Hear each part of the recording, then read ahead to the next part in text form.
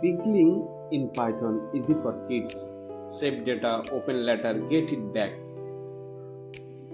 Hello children, welcome to computer class. Do you like toys? We keep toys in a box. Close the box. Open it later. Yeah, toys are safe. Nothing is lost.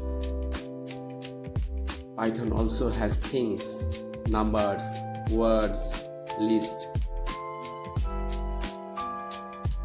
Pickling means save Python data for later use. What does Python do?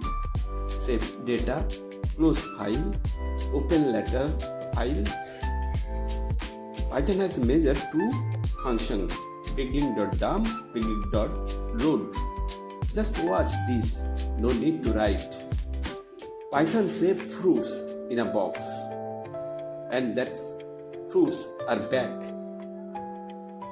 Good job children, you are amazing.